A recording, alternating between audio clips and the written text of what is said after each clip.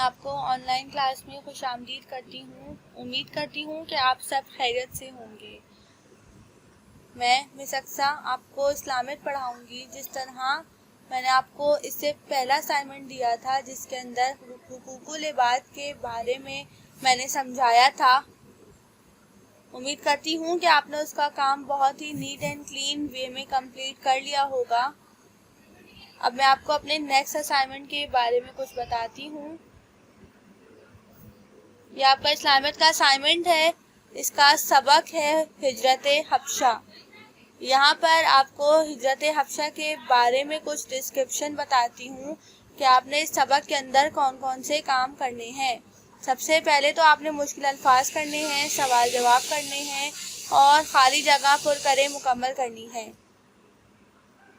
یہ آپ کی اردو کی کتاب ہے۔ آپ کا اس اسلامیت کے اسائنمنٹ کے اندر سوال نمبر 1 ہے، ہجرت حبشہ کی بلند خوانی کریں۔ تو آئیے بچوں ہم سب مل کر بلند خوانی کرتے ہیں۔ یہ آپ کی اسلامیت کی کتاب ہے اور اس کتاب کا صفحہ نمبر 15 کے اوپر یہ سبق دیا گیا ہے۔ سبق کا نام ہے ہجرت حبشہ۔ میں ریڈ کرتی ہوں، سب بچے میرے ساتھ ریڈ کریں گے۔ ملک حبشہ کی طرف مسلمانوں کی پہلی ہجرت۔ سب سے پہلے تو میں آپ کو ہجرت حبشہ کے بارے میں کچھ بتانا چاہوں گی۔ ہجرت کے معنی ہیں، ہجرت سے مراد اللہ کی راہ میں اپنا گھر بار چھوڑ کر ایک جگہ سے دوسری جگہ منتقل ہونے کو ہجرت کہتے ہیں۔ اور حبشہ جو ہے وہ ایک ملک کا نام ہے۔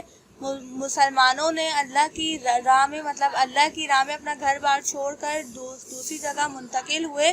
کہاں پر منتقل ہوئے؟ ملک حبشہ میں، ٹھیک ہے۔ کس طرح منتقل ہوئے، کیا ان کے حالات تھے، آئیے میں آپ کو بتاتی ہوں۔ اس پیراگراف کی سب ہیڈنگ لکھی ہوئی ہے، ملک حبشہ کی طرف مسلمانوں کی پہلی ہجرت۔ ملک حبشہ کی طرف مسلمانوں کی پہلی ہجرت۔ مسلمانوں پر مشرکین مکہ کے مظالم حد سے بڑھ گئے تو نبوت کے 5ویں سال رسول اللہ صلی اللہ علیہ وآلہ وسلم نے صحابہ کرام رضی اللہ تعالیٰ عنہ سے فرمایا، مناسب ہے کہ آپ لوگ ملک حبشہ کی طرف روانہ کر جائیں، کیونکہ وہاں کا بادشاہ کسی پر ظلم نہیں ہونے دیتا، اور اس وقت تک وہاں رہیں جب تک کافروں کے دل اللہ کے حکم سے نرم نہ پڑ جائیں۔ چنانچہ حضرت صلی اللہ علیہ وآلہ وسلم کے حکم کے بعد مہاجرین صحابہ حبشہ کی طرف خفیہ طور پر روانہ ہو گئے۔ اس پیراگراف میں ہمیں بتایا کہ مشرکین مکہ کے کفار تھے، وہ ان کے ظلم، ان کے ظالم مسلمانوں پر حد سے زیادہ بڑھ گئے تو نبوت کے 5ویں سال حضرت محمد صلی اللہ علیہ وآلہ وسلم نے اپنے صحابہ کرام سے کہا کہ مناسب ہے کہ آپ لوگ ملک حبشہ کی طرف روانہ ہو جائیں۔ مطلب کفار جو تھے وہ مسلمانوں کے اوپر اتنا ظلم کرتے تھے، ان کے ظلم حد سے زیادہ بڑھ گئے تھے، تو حضرت محمد صلی اللہ علیہ وآلہ وسلم نے کہا کہ اب یہ مناسب وقت ہے کہ آپ لوگ ملک حبشہ کی طرف روانہ ہو جائیں، کیونکہ وہاں کا بادشاہ کسی پر ظلم ہونے نہیں دیتا۔ کیونکہ جو ملک حبشہ کا بادشاہ تھا وہ بہت ہی نیک انسان تھا، مطلب فیئر انسان تھا، وہ کسی کے اوپر ظلم ہونے نہیں دیتا تھا، بھلے وہ مسلمان ہو یا بھلے وہ کافر ہو۔ اس وقت تک وہاں رہیں جب تک کافروں کے دل اللہ کے حکم سے نرم نہ پڑ جائیں۔ اس وقت تک ملک حبشہ میں رہیں جب تک کفار جو ہے وہ اللہ کو ایک نام مان لیں، یا اس وقت تک رہیں جب تک کفار جو ہے وہ مسلمان میں تبدیل نہ ہو جائیں۔ چنانچہ حضرت محمد صلی اللہ علیہ وآلہ وسلم کے حکم کے بعد مہاجرین صحابہ حبشہ کی طرف خفیہ طور پر روانہ ہو گئے۔ پھر جب حضرت محمد صلی اللہ علیہ وآلہ وسلم نے اپنے صحابہ کو حکم دیا تو ان کے حکم سے مہاجرین جو صحابہ تھے وہ حبشہ کی طرف روانہ ہو گئے تھے۔ پھر اس کے بعد یہاں پر نیکسٹ پیج کے اوپر پیج نمبر 16 کے اوپر پیراگراف لکھا ہوا ہے، مہاجرین کا یہ قافلہ 12 مردوں اور 4 عورتوں پر مشتمل تھا، یہ لوگ مکے سے 100 کلومیٹر دور شعیبہ نامی بندرگاہ سے تاجروں کی 2 کشتیوں پر سوار ہو کر حبشہ کی طرف روانہ ہوئے۔ ادھر ان کی خبر معلوم ہوتے ہی مشرکین نے ان کا پیچھا کیا اور سمندر تک پہنچ گئے، لیکن ان سے پہلے ہی مسلمان کشتیوں میں سوار ہو چکے تھے۔ کوئی ان کے ہاتھ نہ آ سکا کیونکہ انہوں نے بہت خفیہ طور پر سفر کیا تھا۔ یہ مہاجرین تقریباً 3 ماہ تک حبشہ میں رہے اور غلط خبر سننے پر کہ مکے کے سارے مشرک مسلمان ہو گئے ہیں، واپسی مکہ چلے گئے۔ اس پیراگراف میں بتایا ہے کہ جو مکے کے مسلمان تھے، جو صحابہ کرام تھے جنہوں نے حبشہ کی طرف ہجرت کی تھی، ان صحابہ کرام میں کون کون شامل تھا؟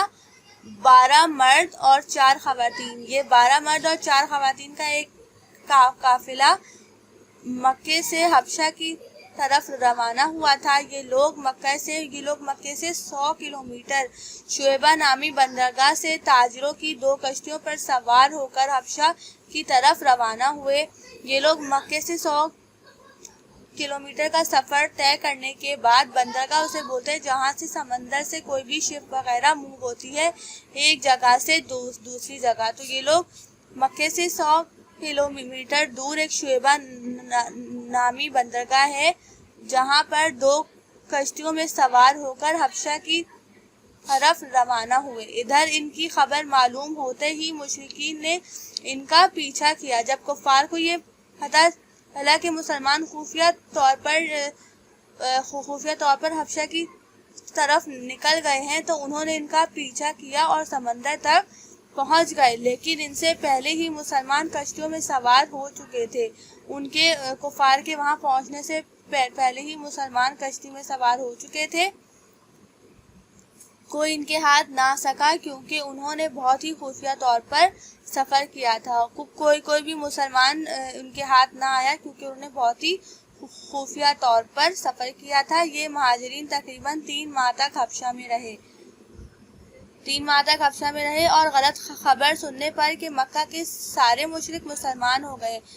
یہ جو صحابہ کرام کا قافلہ یہاں سے نکلا تھا، یہ 3 مہینے تک حبشہ میں رہے اور ان کو کسی نے غلط خبر دی کہ مکہ کے سارے مشرک مسلمان ہو گئے، تو وہ لوگ اس غلط خبر کو سچ مان کر واپس مکے چلے آئے۔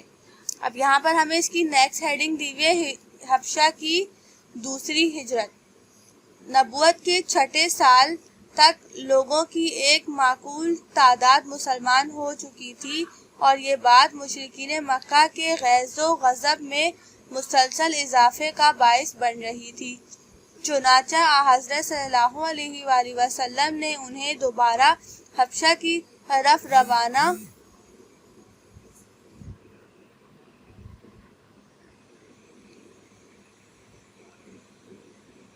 کر جانے کا حکم دیا۔ اس مرتبہ 83 مردوں اور 17 خواتین نے ہجرت کی۔ نجاشی بادشاہ نے ان مہاجرین کا اکرام کیا، یہ سب امن و عافیت کے ساتھ رہنے لگے۔ پھر کیا ہوا، جب وہ لوگ غلط فہمی سن کر دوبارہ مکے میں آ گئے تھے تو پھر جو ہے وہ انہوں نے آ کر دیکھا کہ یہ سب کام کب ہوا تھا؟ نبوت کے 5ویں سال۔ اب کیا ہوا، نبوت کے 6 سال تک لوگوں کی ایک معقول تعداد سے مراد ہے ایک زیادہ تعداد میں لوگ مسلمان ہو چکے تھے۔ یہ بات کفار کو بالکل بھی جو ہے نا سمجھ میں نہیں آئی تھی، مطلب کفار اس چیز سے بہت زیادہ غصے میں تھے، غیظ و غضب میں مسلسل اضافے کا باعث بن رہی تھی کہ انہیں اور زیادہ غصہ آ رہا تھا کہ یہ ایسا کیسے ہو سکتا ہے کہ لوگ مسلمان ہو رہے ہیں۔ چنانچہ حضرت محمد صلی اللہ علیہ وآلہ وسلم نے انہیں دوبارہ حبشہ کی طرف ہجرت کر جانے کا حکم دیا۔ پھر حضرت محمد صلی اللہ علیہ وسلم نے دوبارہ ان کو کہا کہ آپ حبشہ کی طرف روانہ ہو جائیں۔ اس مرتبہ 38 مردوں اور 17 خواتین نے ہجرت کی۔ اس مرتبہ جو مرد اور خواتین کی تعداد ہے وہ یہاں پر لکھی ہے۔ نجاشی بادشاہ نے ان مہاجرین کا اکرام کیا، یہ سب امن و عافیت کے ساتھ رہنے لگے۔ نجاشی بادشاہ جو ہے وہ حبشہ کا بادشاہ ہے، اس نے جو ہے وہ مہاجرین کی سے کہا ہے جو لوگ ہجرت کر کے گئے تھے حبشہ کی طرف، ان کا جو ہے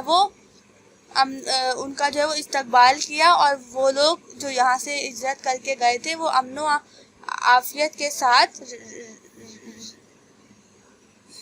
رہنے لگے۔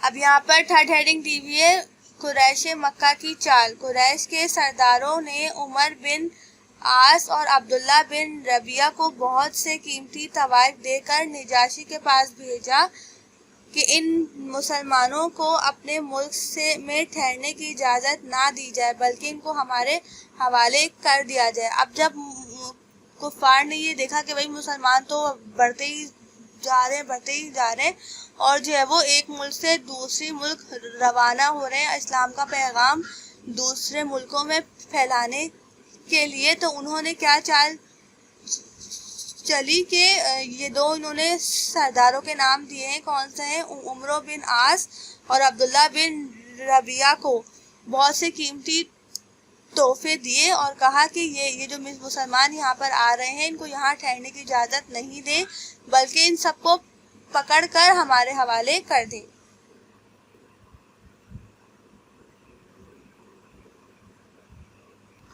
اس کے بعد یہاں پر یہ لاسٹ پیراگراف دیا ہوا ہے 35 پیج کے اوپر۔ نجاشی ایک سنجیدہ آدمی تھا، اس نے مسلمانوں کو اپنے دربار میں بلا بھیجا۔ صحابہ کرام رضی اللہ تعالیٰ عنہ اجمعین کی جماعت میں سے حضرت جعفر رضی اللہ تعالیٰ عنہ نے مسلمانوں کی طرف سے جواب دیا۔ نجاشی جو ہے وہ ایک سنجیدہ آدمی تھا، اس نے مسلمانوں کو اپنے دربار میں بلا بھیجا جب کفار نے قریش نے ان کو کہا کہ آپ جو ہے وہ یہاں پر مسلمانوں کو رہنے کی اجازت نہیں دیں بلکہ ان کو جو ہے وہ ہمارے حوالے کر دیں، تو وہ اس بات پر غور و فکر کرنے لگا اور اس نے مسلمانوں کو اپنے دربار میں بلایا اور مسلمانوں کی طرف سے حضرت جعفر رضی اللہ تعالیٰ عنہ نے مسلمانوں کی طرف سے جواب دیا۔ کیا کہا انہوں نے؟ اے بادشاہ، ہم ایک جاہل قوم تھے، بتوں کی پوجا کرتے تھے اور مردار کھاتے تھے، بھائی بھائی پر ظلم کرتا تھا، ہم وقت کے سوا کسی قانون کو نہیں مانتے تھے۔ اللہ نے ہم میں سے ایک شخص کو رسول بنا کر بھیجا جس کی سچائی، ایمانداری اور پاکیزگی سے ہم پہلے ہی واقف تھے۔ اس نے ہمیں اللہ کے سچے دین کی طرف بلایا اور یہ حکم دیا کہ صرف اللہ کی عبادت کرو، کسی کو اس کا شریک نہ مانو، نماز پڑھو، زکوٰۃ دو، روزہ رکھو۔ ہم نے جب یہ سنا تو اس پر ایمان لے آئے اور ان کی بتائی ہوئی باتوں پر عمل کرنے لگے، تو مکے کے یہ لوگ ہمارے دشمن بن گئے۔ ہم ان کے مظالم سے تنگ آ کر آپ کے ملک ہجرت کر کے آئے ہیں۔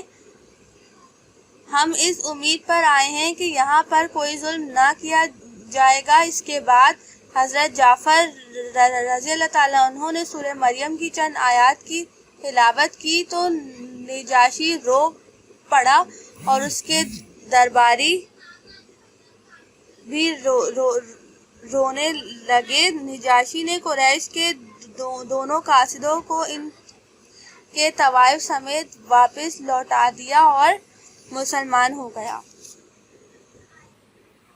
اس پیراگراف میں ہمیں کیا بتایا ہے کہ حضرت جعفر رضی اللہ تعالیٰ عنہ نے مسلمانوں کی طرف سے بادشاہ کو جواب دیا، اے بادشاہ، ہم ایک جاہل قوم تھے، ہم ایک جو ہے وہ ان پڑھ اور جاہل قوم تھے، بتوں کی پوجا کرتے تھے، جو مٹی کے بت بنائے تھے ان کی پوجا کرتے تھے اور مردار کھاتے تھے۔ مردار سے مراد حرام گوشت کھاتے تھے، بھائی بھائی پر ظلم کرتا تھا، ہم وقت کے سوا کسی قانون کو نہیں مانتے تھے۔ اللہ نے ہم میں سے ایک شخص کو رسول بنا کر بھیجا، مطلب انہوں نے اپنی پہلے کی روٹین بتائی کہ ہم جو ہے وہ ایک جاہل قوم تھے، بتوں کی پوجا کرتے تھے، حرام کھاتے تھے، بھائی بھائی پر ظلم کرتا تھا۔ پھر اللہ تعالیٰ نے ہم میں سے کسی ایک شخص کو رسول بنا کر بھیجا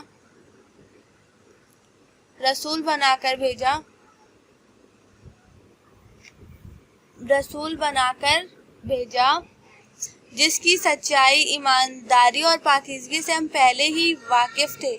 مطلب اللہ تعالیٰ نے حضرت محمد صلی اللہ علیہ وآلہ وسلم کو رسول بنا کر بھیجا جس کی سچائی، ایمانداری سے ہم پہلے ہی واقف تھے۔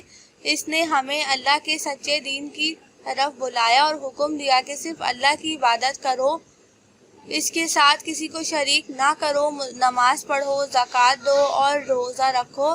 ہم نے جب یہ سنا تو اس پر ایمان لے آئے۔ کیا کہا انہوں نے کہ بھائی ہم جو ہے وہ بالکل ایک جاہل قوم تھے، اللہ تعالیٰ نے ہم میں سے ایک شخص کو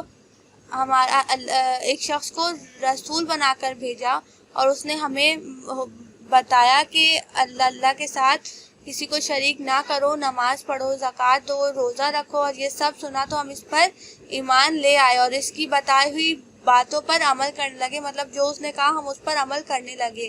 تو مکے کے یہ لوگ ہمارے دشمن بن گئے۔ جب ہم اس کی بات ماننے لگے، اللہ کو ایک ماننے لگے، نماز پڑھنے لگے، مسلمان ہو گئے، روزہ رکھنے لگے، تو مکے کے جو کفار تھے وہ ہمارے دشمن بن گئے۔ ہم ان کے مظالم سے تنگ آ کر آپ کے ملک ہجرت کر کے آئے ہیں اور اس امید پر آئے ہیں کہ یہاں پر کوئی ظلم نہ کیا جائے گا۔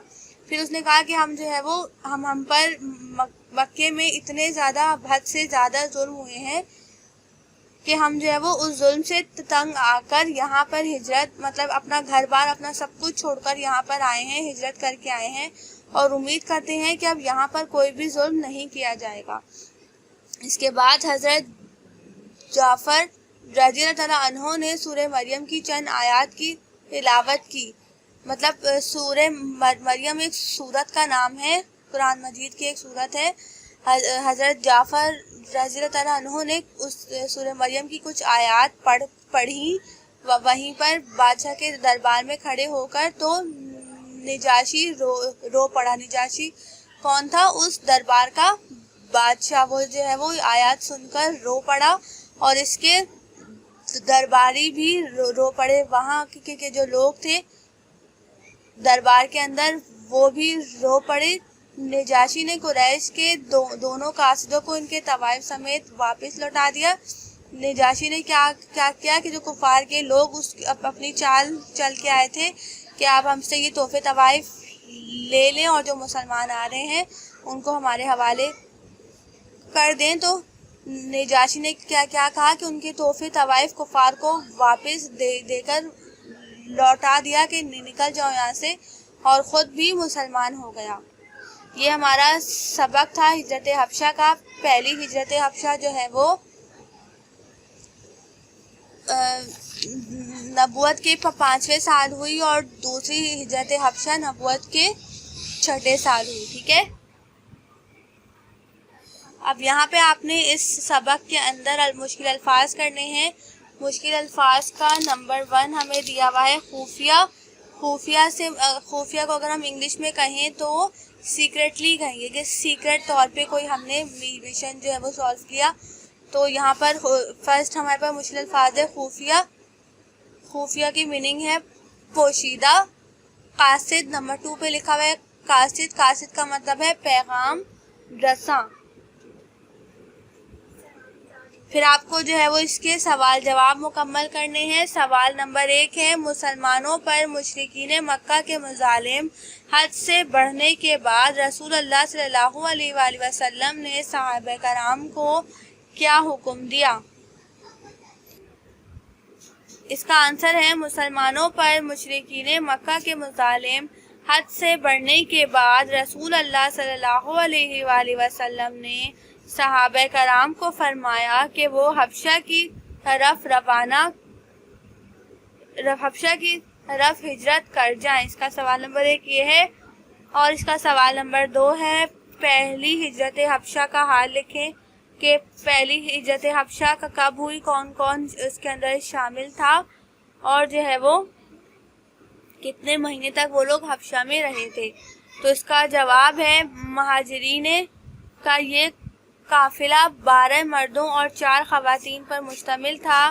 یہ لوگ مکہ سے 100 کلومیٹر دور شعیبہ نامی بندرگاہ سے تاجروں کی 2 کشتیوں پر سوار ہو کر حبشہ کی طرف روانہ ہوئے۔ مشرکین نے ان کا پیچھا کیا، لیکن ان سے پہلے ہی مسلمان کشتیوں میں سوار ہو چکے تھے۔ یہ آپ نے 2 سوال مکمل کرنے ہیں۔ اس کے بعد یہاں پر سوال دیا گیا ہے، دیے گئے الفاظ کی مدد سے خالی جگہ پر کریں۔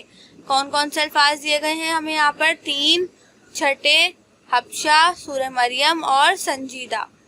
اب نمبر 1 پہ ہمیں دیا گیا ہے، حضرت صلی اللہ علیہ وآلہ وسلم نے کے حکم کے بعد مہاجرین صحابہ کرام ڈیش کی طرف خفیہ طور پر روانہ ہو گئے۔ تو نمبر 1 بلینک میں کیا آئے گا؟ حبشہ۔ کس کی طرف روانہ کری تھی، کس کی طرف ہجرت کری تھی؟ انہوں نے حبشہ کی طرف ہجرت کری تھی۔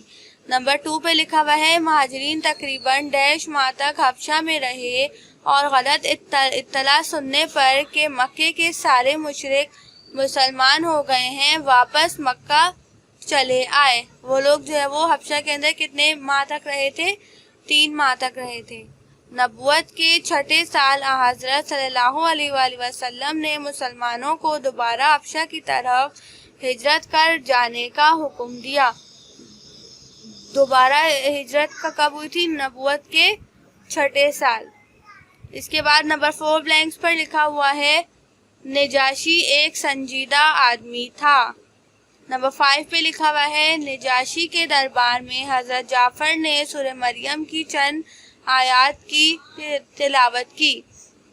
یہ آپ کا منتھ آف جولائی کا سبق ہے۔ سبق کا نام ہے ہجرت حبشہ۔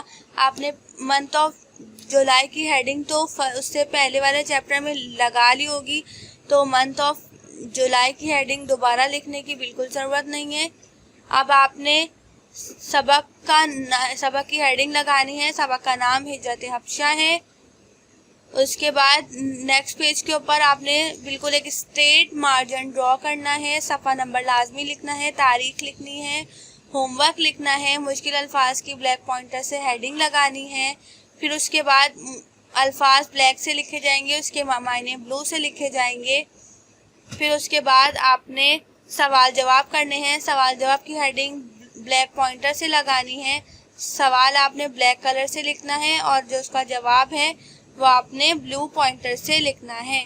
پھر اس کے بعد دیے گئے الفاظ جو آپ کو فلنگ دا بلینکس یا کہو کہ خالی جگہ دی گئی ہیں، اس کا جو ہے وہ آپ نے سوال بلیک سے لکھنا ہے۔ جس طریقے سے یہاں پہ میں نے کام کیا ہے، بالکل پراپر وے میں ایک اسٹریٹ مارجن ڈرا کر کے صفحہ نمبر لکھ کر، تاریخ لکھ کر، ہوم ورک لکھ کر، ایک نیٹ اینڈ کلین ہیڈنگ لگا کر بالکل سیم اسی طریقے سے آپ نے کام کرنا ہے۔